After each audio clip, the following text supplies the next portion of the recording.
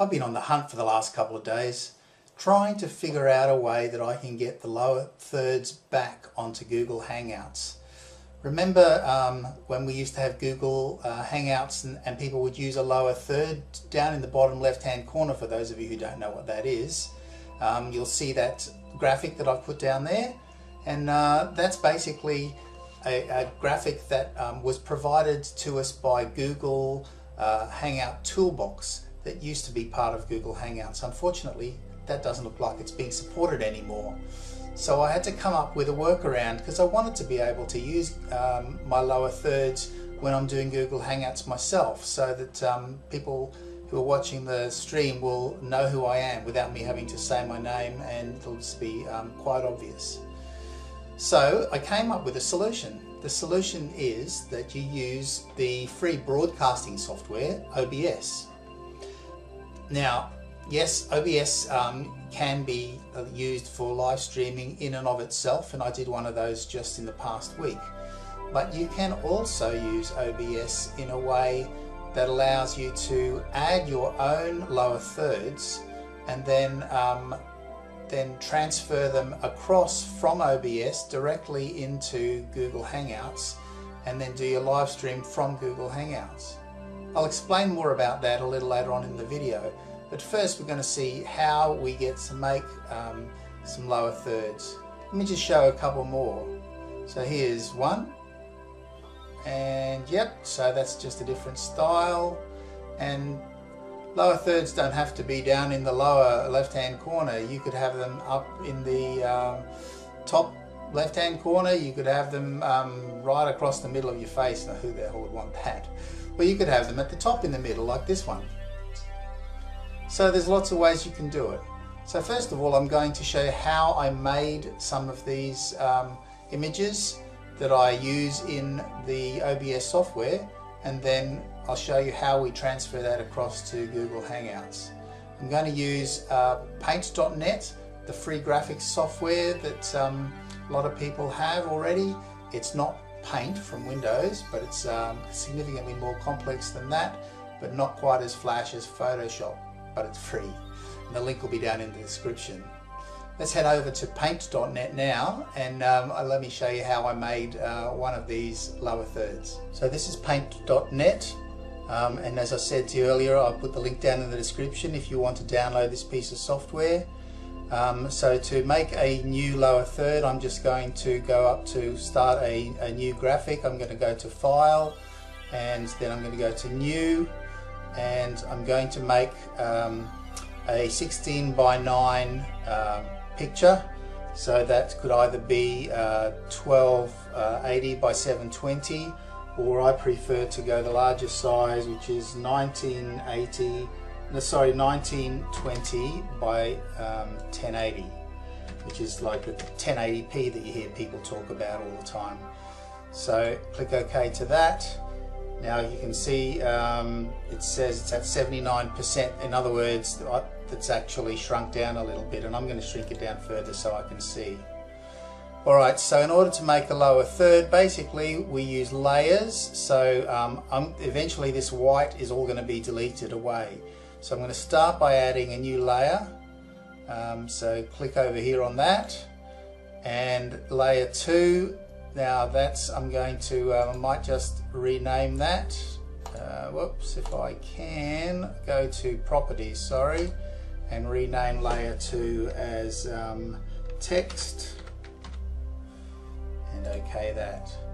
So see how this checkerboard, for those of you who aren't familiar with layers, that basically means it's a layer that's got nothing on it, and the white we're looking at here is actually on this background layer underneath. So there you go, you've got your text layer highlighted, and you click down here where it says text, and then you've got to select the font you want. As you can see down there, there's all these different fonts and the size you want. So I'm going to start off, I'm going to use, what I try and do personally is I try and use the same font for every graphic that I use, so that it's consistent branding basically. So let me just quickly click on that. So I've got, this is what I normally use, Rowdy Heavy, size 40. So if we're going to go down in the bottom corner again and we want to put in Aussie Mark, so I'm just going to click here and make sure I've got my caps lock on, and whoops, I started typing, but if you have a look up here where it says colors, my colors are primary and secondary colors are both white, so I need to click on my first one here and change it to a more suitable color. So I'm going to click on black, and now when I start typing, have a look down here in the bottom left corner, A-U-S-S-I-E, Aussie Mark, M-A-R-K. So your branding could be as simple as that, or you could start to get a little bit more fancy.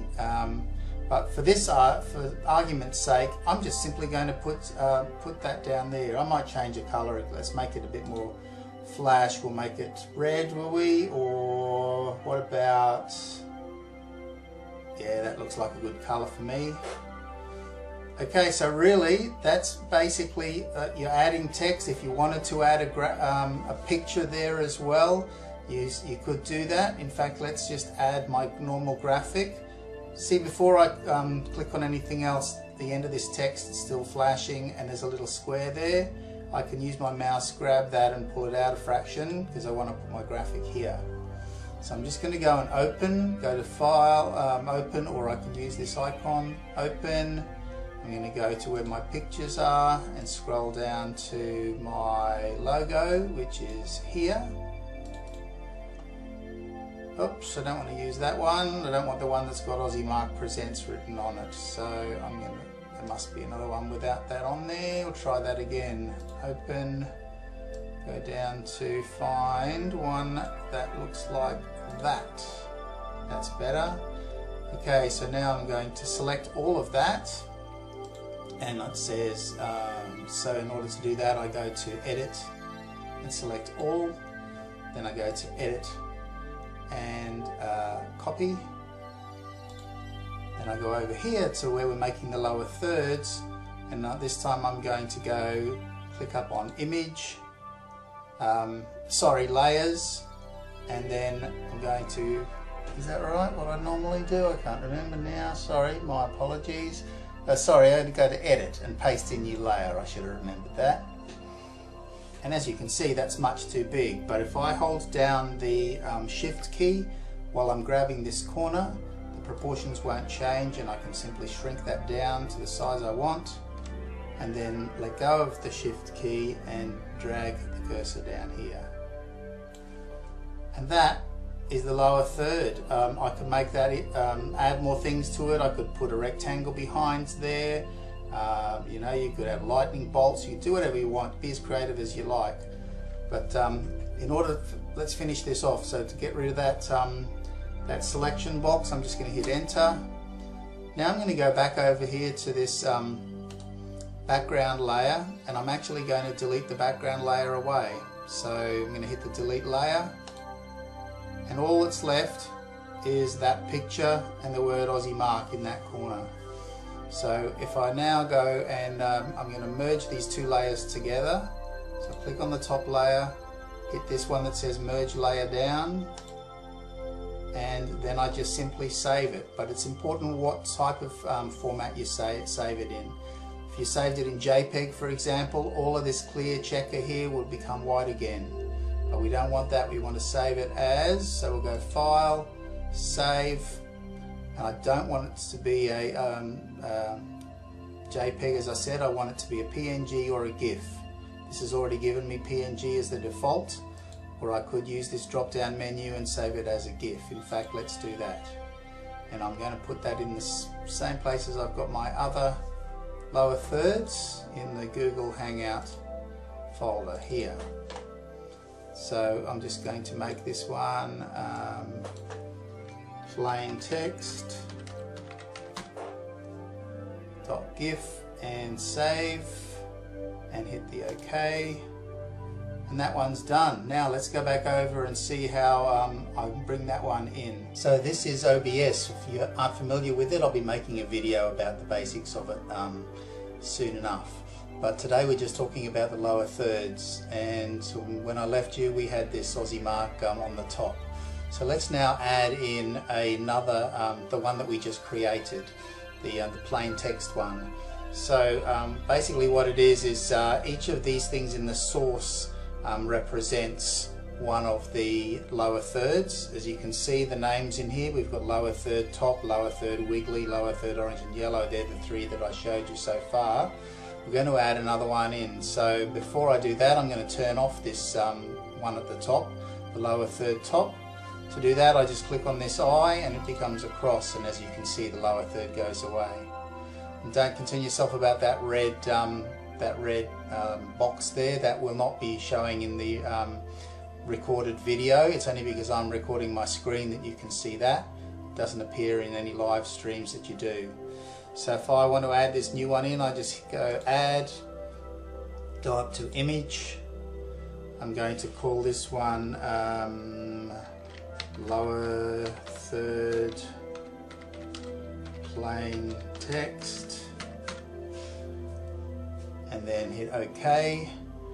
And then it brings me to this window where I have to actually find where the file is that we just created. So I hit browse, and the file was in Google Hangouts, which is here. And where did we put it? We put it here as plain text. So if I click on that, you can see that's what it looks like just in the corner there. And if I click OK, there it is there in the corner. Now you can see perhaps I did need a black box or some kind of a box behind that text, because it does look a bit hard to see, but you can definitely see where we've made it. And the reason I don't have to move it is because it was 1920 by 1080, which is the size of this video. So how do we get that over onto Google Hangouts? Okay, so here's the sneaky bit. OBS, the piece of software OBS, you can see there's the name of it in the top left corner, can act as a virtual camera in its own right, apart from the webcam that I'm actually speaking to and looking at. So it can be a virtual camera, and that's what you can use over on Google Hangouts. Too confusing? I'll make it simple for you. Once you've got this OBS downloaded, go down into the description of this video that you're watching and you'll see a link for the virtual camera. So you download the virtual camera and install it, and then when you open up the OBS software, you basically just go to Tools up here at the top, and you'll see installed in there is Virtual Camera. So if you click on that, I've got this ticked here to auto start, meaning that every time I open OBS, Virtual Camera opens. But you don't have to have it set that way, you could just leave that off. Don't worry about any of these other things for the time being. I'm going to, we'll just leave that on there. I'm going to click that close, but you can see I haven't hit the stop button, so Virtual Camera is operating. So I'm going to just close that window, and now we're going to go over to Google Hangouts and see how we can use it.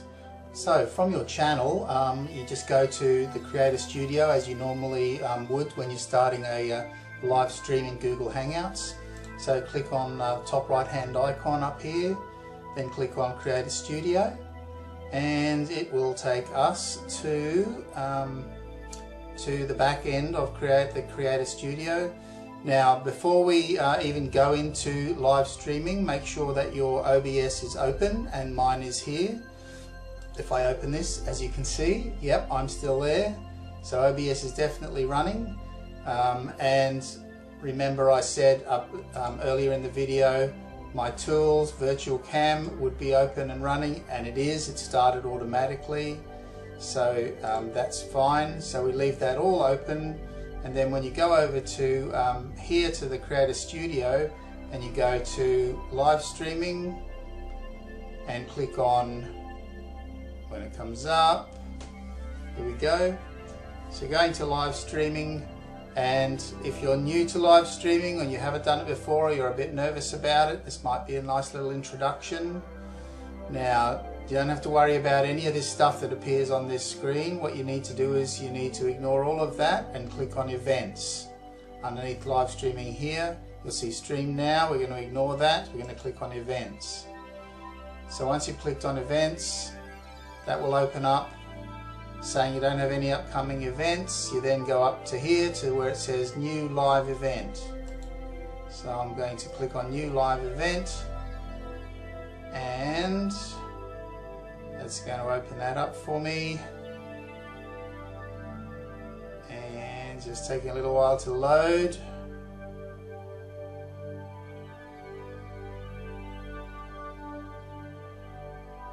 So here we go. So you then fill out your title with whatever you want, fill out your description with whatever you want, fill out your tags with whatever you want down here.